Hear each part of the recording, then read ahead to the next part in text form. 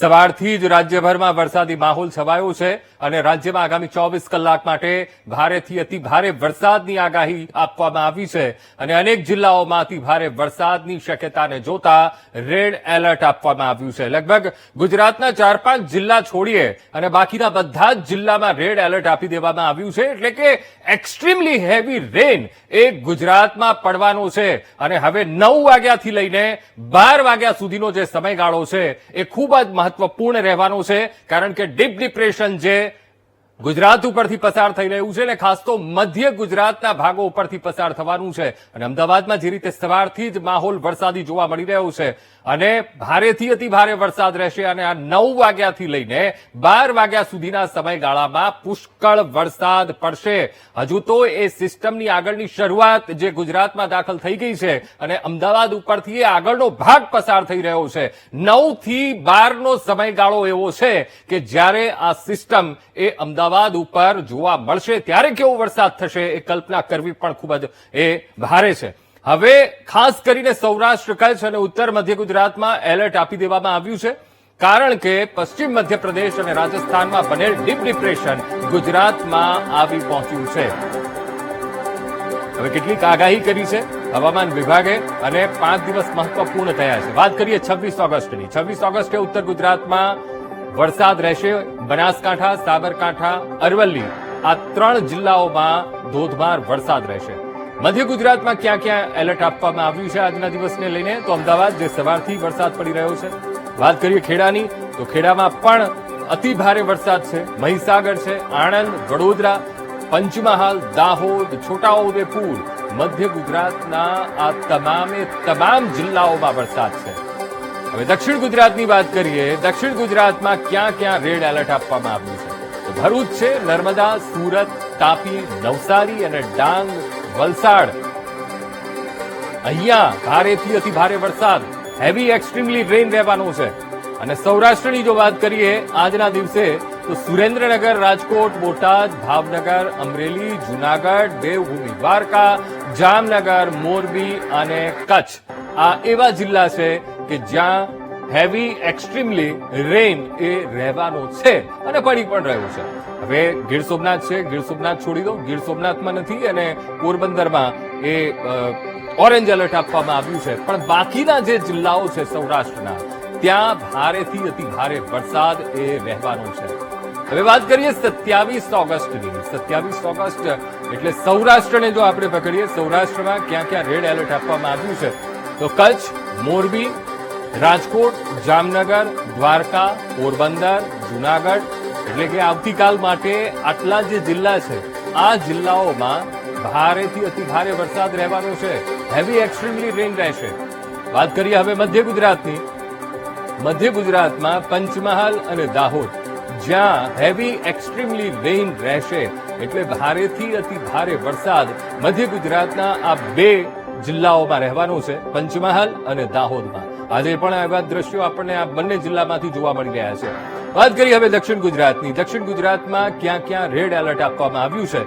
તાપી, નવસારી અને વલસાડ આ 3 ડિસ્ટ્રિક્ટમાં heavy extremely રેનનું હવામાન વિભાગે આગાહી કરી છે અને આવતીકાલે ખૂબ જ પુષ્કળ વરસાદ એ દક્ષિણ ગુજરાતના આ 3 જે જિલ્લાઓ છે એ 3 જિલ્લાઓમાં પુષ્કળ વરસાદ રહેવાનો છે. વાત કરીએ હવે 28 ઓગસ્ટની. 28 ઓગસ્ટ સૌરાષ્ટ્રમાં કયા કયા જિલ્લામાં રેડ એલર્ટ આપવામાં આવ્યું છે? તો કચ્છ, રાજકોટ, જામનગર, દ્વારકા અને પોરબંદર તેમજ જૂનાગઢ આ એ જિલ્લાઓ છે કે જ્યાં રેડ એલર્ટ 28 ઓગસ્ટની તારીખે આપવામાં આવ્યું છે. તો આ 3 દિવસની હવામાન વિભાગે આગાહી કરી છે. છેલ્લા 48 કલાક એ ખૂબ જ મહત્વપૂર્ણ રહેવાના છે, પણ આ 36 કલાક ખૂબ મહત્વપૂર્ણ રહેવાના છે, કારણ કે ડીપ ડિપ્રેશન જે ગુજરાત ઉપરથી પસાર થવાનું છે અને આ 3 દિવસમાં તો એ 3 સિસ્ટમ ભેગી થવાની છે.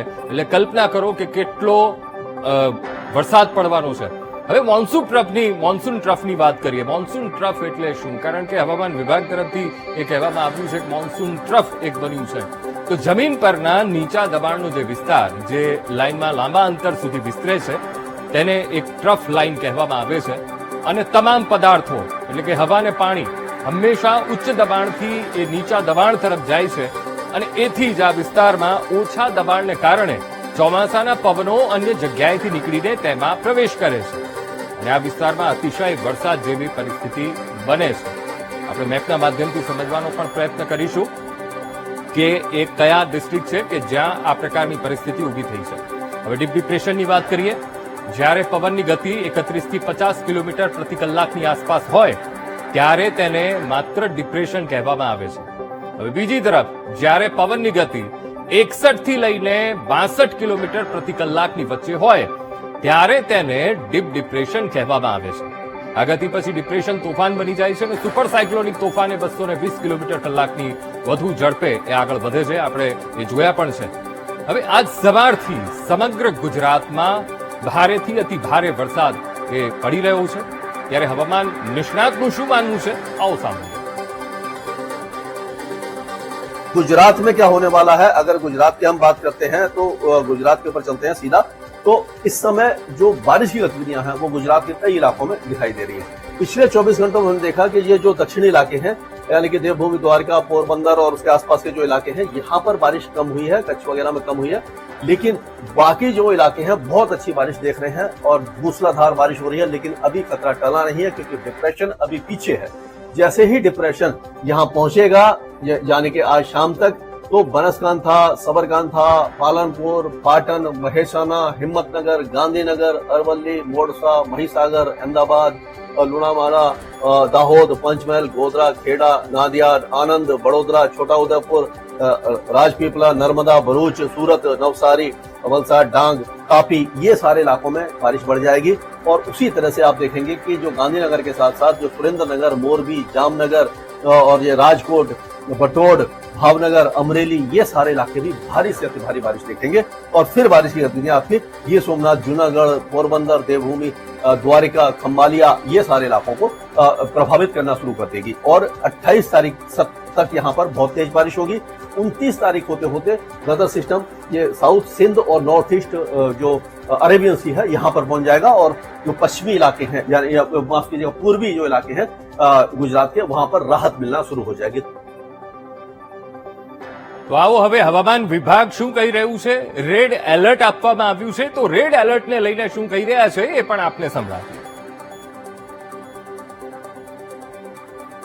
सिस्टम को ध्यान में रखते हुए और एक जो मानसून ट्रफ बना हुआ है जैसलमेर के आसपास और एक जो साउथ गुजरात पे ऑफशोर ट्रफ बनी हुई है, इन तीनों सिस्टम को ध्यान में रखते हुए आने वाले 2 दिनों के लिए गुजरात रीजन के लिए एक्सट्रीमली हैवी रेनफॉल की वार्निंग और साथ में रेड अलर्ट जारी है. और उसके बाद जो डे 3, डे 4 के लिए heavy to very heavy rainfall की वार्निंग और साथ में ऑरेंज अलर्ट जारी है. और सौराष्ट्र और कच्छ रीजन की बात करेंगे तो आने वाले 3 दिनों के लिए सौराष्ट्र और कच्छ रीजन के लिए एक्सट्रीमली हैवी रेनफॉल की वार्निंग और साथ में रेड अलर्ट जारी है. और उसके बाद के जो दिन है डे 4, डे 5 में रेन थोड़ा डिक्रीज होगा, जिसमें जो वार्निंग होगी वो heavy to very heavy rainfall की वार्निंग होगी सौराष्ट्र और कच्छ रीजन के सारे डिस्ट्रिक्ट में. હવે આજે રાજ્યના 237 તાલુકાઓમાં વરસાદ વરસ્યો છે અને સવારે 6 વાગ્યાથી લઈને સાંજના 6 વાગ્યા સુધીમાં 237 તાલુકાઓમાં વરસાદ પડ્યો. સૌથી વધુ પાદરામાં 11 ઇંચ વરસાદ ખાબક્યો અને બોરસદમાં 10.5 ઇંચ, વડોદરામાં 10.5 ઇંચ વરસાદ પડ્યો. નડિયાદ, મોરવા, હડફ જ્યાં 9 ઇંચ વરસાદ પડ્યો છે.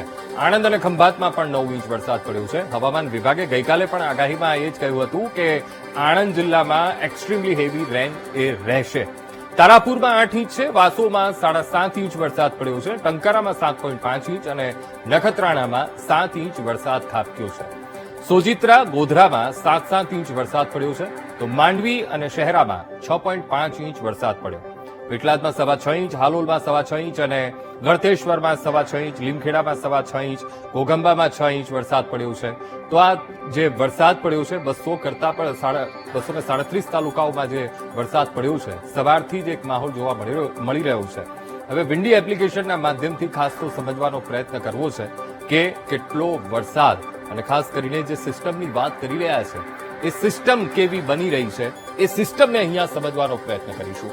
ખાસ કરીને મધ્ય ગુજરાત ઉપર તેની અસર રહેશે, મધ્ય તેમજ ઉત્તર ગુજરાત પર તેની અસર આપણને જોવા મળવાની છે. ત્યારે વિન્ડી એપ્લિકેશનના માધ્યમથી આપણે અહીંયા સમજીશું કે કેટલો વરસાદ એ રહેવાનો છે. સૌથી પહેલા તો સમજીએ કે જે રીતે હવામાન વિભાગે કહ્યું છે કે ભાઈ ડીપ ડિપ્રેશન બન્યું છે અને અત્યારની પરિસ્થિતિ એ શું કહી રહી છે. આ વિન્ડી એપ્લિકેશન, ગુજરાતનો નકશો અને આ જે ડીપ ડિપ્રેશનની જે સિસ્ટમ બની છે અને 7 વાગ્યાની આ સ્થિતિ છે, 8 વાગ્યાની પરિસ્થિતિ અમદાવાદ ઉપરથી એ સિસ્ટમ પસાર થશે અને આ આખો જે સમયગાળો રહેવાનો છે 8 વાગ્યાથી લઈને લગભગ 11-11:30 સુધી એ પરિસ્થિતિ રહેવાની છે. એટલે છેલ્લા હવે આવનારા જે 2 થી 3 કલાક છે એ ખૂબ જ કપરા રહેવાના છે, કારણ કે સવારથી તો વરસાદ પડી રહ્યો છે અમદાવાદમાં. નીચાણવાળા વિસ્તારોમાં પાણી ભરાયા છે અને ખાસ તો જ્યાં નહોતા ભરાતા ત્યાં પણ અત્યારે પાણી ભરાવાની સમસ્યા ઉભી થઈ છે. આ જે આખી સિસ્ટમ બની છે એ સિસ્ટમના કારણે વરસાદ પડી રહ્યો છે. હવે આ સિસ્ટમ આવી છે એ અહીંયા રાજસ્થાન તરફથી આ સિસ્ટમ આવી છે અને આ તરફ એનો જે આ રસ્તો છે કે મધ્ય ગુજરાત ઉપરથી થઈને અને આ તરફ રાજકોટ, જામનગર થઈને એ આ તરફ અરબી સમુદ્ર તરફ આગળ વધશે. પણ ખાસ કરીને મધ્ય ગુજરાતના જે ભાગો છે, અમદાવાદ છે, આણંદ છે, ખેડા છે, મહેસાણા છે, અને ઉત્તર ગુજરાતના કેટલાક ભાગો છે જ્યાં ભારેથી અતિ ભારે વરસાદ પડવાની શક્યતા છે. અને ખાસ તો હવામાન વિભાગે રેડ એલર્ટ આપ્યું છે અને આ 3 દિવસ ખૂબ જ મહત્વપૂર્ણ રહેવાના છે. પણ અમદાવાદ માટે આજની રાત એ ખૂબ જ મહત્વપૂર્ણ રહેવાની છે, કારણ કે અમદાવાદ ઉપરથી લગભગ આ 8 વાગ્યાની હું તમને સિચ્યુએશન બતાવી રહ્યો છું, પણ જ્યારે 11 વાગ્યાની સિચ્યુએશન એટલે તમે સ્પષ્ટ રીતે અહીંયા જોઈ શકાય છે કે કેવી પરિસ્થિતિ બને છે. અમદાવાદ આખો જિલ્લો, એમાં આ આખી સિસ્ટમ આપણને અહીંથી બનતી જોવા મળી રહી છે. હવે આ સિસ્ટમ જ્યારે અહીંથી પસાર થશે અને શરૂઆત થઈ ગઈ છે, સાંજથી તેની અસર પણ વધી ગઈ છે. ભારે વરસાદ અમદાવાદમાં પડી રહ્યો છે, અમદાવાદ જિલ્લામાં પડી રહ્યો છે. આસપાસના જે જિલ્લા છે જેમ કે લુણાવાડા છે, ગોધરા છે, દાહોદ છે, મધ્ય ગુજરાતના જેટલા જિલ્લા છે ત્યાં ભારે વરસાદ પડવાની શરૂઆત થઈ ગઈ છે અને લગભગ 2 થી 3 કલાક એ ખૂબ જ અમદાવાદ માટે અને આ મધ્ય ગુજરાતના જેટલા પણ જિલ્લાઓ છે એ જિલ્લાઓ માટે ખૂબ જ મહત્વપૂર્ણ સાબિત થવાના છે. અમદાવાદ છે, વિરમગામ છે અને આ પરિસ્થિતિ હું તમને 11 વાગ્યાની બતાવી રહ્યો છું કે ભાઈ અમદાવાદ, ધોળકા, નડિયાદ, ખંભાત, વડોદરા અને વિરમગામ. ત્યારબાદ આ ધીરે ધીરે સિસ્ટમ એ સુરેન્દ્રનગર જિલ્લા તરફથી પછી રાજકોટ જિલ્લામાં આ સિસ્ટમ એન્ટર થશે. એ પણ આપણે જોઈશું આગળ કે આ સિસ્ટમ ધીરે ધીરે આગળ ક્યાં મૂવ થશે. હવે 11 વાગ્યાની આપણે પરિસ્થિતિ જોઈએ અને રાતના 1 વાગ્યાની આપણે પરિસ્થિતિ જોઈએ તો આ સિસ્ટમ, વિચાર કરો આટલી મોટી આ સિસ્ટમ અને આ તરફ સુરેન્દ્રનગર છે, આ તરફ ચોટીલા છે, રાજકોટ છે. મેં પહેલા જ કહ્યું કે મધ્ય ગુજરાત અને ત્યારબાદ સૌરાષ્ટ્ર તરફ આ સિસ્ટમ આપણને આગળ વધતી જોવા મળી રહી છે. ફરી એકવાર તમને સમજાવવાનો પ્રયત્ન કરીશ. આ આખું રાજસ્થાનથી આ આખી સિસ્ટમ આવી છે અને આખો મધ્ય ગુજરાતનો જે ભાગ છે એ મધ્ય ગુજરાતનો ભાગ એ આ સિસ્ટમ એ કવર કરી રહી છે. ને પછી તો 1 વાગ્યાની જે પરિસ્થિતિ છે એ તો એ બતાવે છે કે ભાઈ સૌરાષ્ટ્રનો કેટલો ભાગ પણ આખો કવર થશે. એટલે અમદાવાદ છે, ધોળકા, નડિયાદ, ખંભાત, વડોદરા છે, ગોધરા, લુણાવાડા, આ એ જિલ્લાઓ છે કે જ્યાં 1 વાગ્યાની પરિસ્થિતિની જો વાત કરીએ તો ભારે વરસાદ રહેશે. વિરમગામ છે, સુરેન્દ્રનગર જિલ્લો છે અને ત્યારબાદ રાજકોટ તરફ એ સિસ્ટમ આપણને એટલે કે સૌરાષ્ટ્રના પ્રદેશો તરફ એ સિસ્ટમ આગળ વધતી જોવા મળશે. એક નાની સિસ્ટમ આપણને આ તરફ જામનગર, સલાયા એ તરફ પણ આપણને એક નાની સિસ્ટમ બનતી જોવા મળી રહી છે. આ બંને સિસ્ટમ અહીંયા મર્જ થશે એટલે વિચાર કરો કે કેવો વરસાદ રહેશે. સવારથી તો આપણે ભારે વરસાદ જોઈ જ રહ્યા છીએ, પણ જ્યારે આખી સિસ્ટમ અહીંથી પસાર થશે ત્યારે કેટલો વરસાદ રહેશે. હવે થોડાક એનાથી આગળ વધીએ તો આવતીકાલની પરિસ્થિતિ, સવારે 6 વાગ્યાની પરિસ્થિતિ જોઈએ તો થોડીક રાહત રહેશે. પણ આ તરફ ધોળકા છે, નડિયાદ છે, બોટાદ છે અને આ જે ભાવનગર જિલ્લાનો કેટલોક પ્રદેશ છે ત્યાં આ સિસ્ટમ આપણને એ અસર કરશે. તો આ તરફ રાજકોટથી એ સિસ્ટમ આગળ વધી જશે અને જામનગર તરફ એ સિસ્ટમ આપણને આગળ વધતી જોવા મળી રહી છે. હવે આ જે લુણાવાડાનો જે ભાગ છે, આ તરફ અમદાવાદ જિલ્લાનો આ ભાગ છે, આ મધ્ય ગુજરાત એટલે ખેડા, આણંદનો ભાગ છે, વડોદરા જિલ્લાનો કેટલોક ભાગ છે એ પણ આ સિસ્ટમમાં આવી જાય છે. એટલે અને ત્યાંથી આગળ વધશે એટલે ભાવનગર જિલ્લાનો કેટલોક ભાગ આવશે અને આ બોટાદનો પણ ભાગ આવી જશે અને ત્યારબાદ રાજકોટ. હવે આ એ સિસ્ટમ છે, એ સિસ્ટમ અહીંયા મર્જ થવાની પ્રક્રિયા એ લગભગ કાલે બપોર સુધીમાં એ આપણને જોવા મળશે અને મર્જ થશે ત્યારે આ જે વિસ્તારો છે સૌરાષ્ટ્રના, ત્યાં ભારેથી અતિ ભારે વરસાદ પડશે. જે રીતે હવામાન વિભાગે પણ કહ્યું છે કે જ્યારે આ બંને સિસ્ટમ જ્યારે આવતીકાલે ખાસ તો સૌરાષ્ટ્ર અને કચ્છ માટે મહત્વપૂર્ણ દિવસ રહેવાનો છે, કારણ કે આજે જેટલો વરસાદ પડ્યો એના કરતા પણ કાલે પુષ્કળ વરસાદ રહેશે. એક તમારે તૈયારી રાખવી પડશે. આવતીકાલની હવે 10 વાગ્યાની પરિસ્થિતિ જોઈએ. 10 વાગ્યાની પરિસ્થિતિ એ બતાવે છે કે અમદાવાદ ઉપરથી ધીમે ધીમે એ સિસ્ટમ આગળ વધી ગઈ, પણ ખાસ તો જે રાજકોટ જિલ્લો છે, રાજકોટ જિલ્લો આખો આ સિસ્ટમ આવરી રહી છે. આ તરફ જામનગરનો જે ભાગ છે એ પણ આવરી રહી છે, ને આ તરફ જુનાગઢ જિલ્લો છે, જુનાગઢ જિલ્લામાં પણ તેની અસર રહેશે, પોરબંદરમાં પણ તેની અસર રહેશે.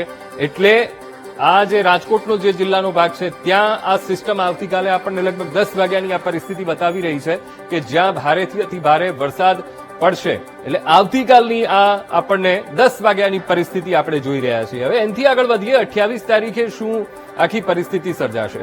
હવે 28 તારીખે લગભગ 5 વાગ્યાનો આ ટાઈમ છે, પણ થોડાક આગળ વધીએ. 8 વાગતા આ સિસ્ટમ હવે ધીરે ધીરે કચ્છ તરફ આપણને મૂવ કરતી એ જોવા મળી રહી છે, અને ત્યારબાદ થોડાક આગળ જઈએ તો લગભગ સાંજ સુધીમાં એક ડિપ્રેશન ફરી પાછું આ તરફ અમદાવાદ તરફ જોવા મળી રહ્યું છે. એટલે 28 તારીખને બુધવાર કે જ્યાં આ એવો દિવસ છે કે ત્યાં એક સિસ્ટમ આપણને અહીંયા જોવા મળી રહી છે, અને આ સિસ્ટમને કારણે ફરી પાછો ભારેથી અતિ ભારે વરસાદ એ આ જિલ્લામાં રહેશે. એટલે સુરેન્દ્રનગર છે, અમદાવાદ છે, અને આ તરફ ખેડાનો ભાગ છે, અને વડોદરાનો થોડોક ભાગ છે, ત્યાં આ સિસ્ટમને કારણે વરસાદ રહેશે.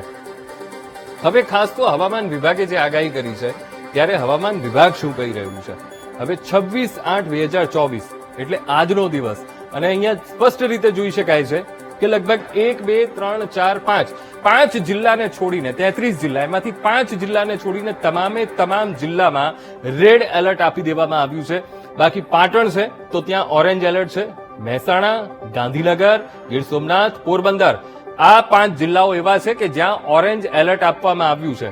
હવે 27 તારીખની વાત કરીએ તો 27 તારીખે અમદાવાદમાં ઓરેન્જ એલર્ટ આપવામાં આવ્યું છે. થોડીક પરિસ્થિતિ એ કાબુમાં રહેશે, પણ આજે સૌરાષ્ટ્રનો કેટલોક ભાગ છે અને આ તરફ કચ્છ, સૌરાષ્ટ્ર અને કચ્છ જ્યાં રેડ એલર્ટ આપવામાં આવ્યું છે. હવે મધ્ય ગુજરાતમાં ઓરેન્જ એલર્ટ છે, અને આ તરફ દક્ષિણ ગુજરાતમાં રેડ એલર્ટ આપવામાં આવ્યું છે. આ છે 27 તારીખની એ પરિસ્થિતિ. 28 તારીખે શું પરિસ્થિતિ રહેશે? તો અમદાવાદમાં 28 તારીખે યલો એલર્ટ આપવામાં આવ્યું છે, અને ત્યારબાદ દક્ષિણમાં ઓરેન્જ એલર્ટ આપવામાં આવ્યું છે. હવે જે આ સૌરાષ્ટ્રનો કેટલોક ભાગ છે, રાજકોટ છે, જામનગર છે, દેવભૂમિ દ્વારકા, પોરબંદર, જુનાગઢ અને રાજકોટ, જ્યાં એક્સ્ટ્રીમલી હેવી રેન રહેશે, કારણ કે રેડ એલર્ટ આપવામાં આવ્યું છે, અને કચ્છનો પણ આખો પ્રદેશ, કારણ કે આ સિસ્ટમ ધીરે ધીરે આગળ વધશે અને આગળ વધીને એ કચ્છ તરફ મૂવ થઈ રહી છે, જેના કારણે રેડ એલર્ટ આપવામાં આવ્યું છે સૌરાષ્ટ્ર અને કચ્છમાં.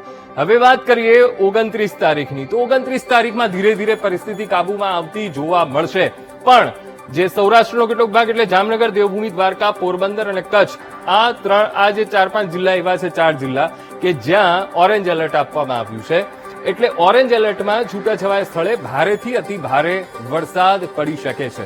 પણ આવનારા જે આ 3 દિવસ છે એ ખૂબ જ મહત્વપૂર્ણ રહેવાના છે, કારણ કે ડીપ ડિપ્રેશન સિસ્ટમ એ મધ્ય ગુજરાત ઉપરથી પસાર થઈ રહી છે, અને લગભગ 9 વાગ્યાથી એની અસર પણ આપણને જોવા મળશે.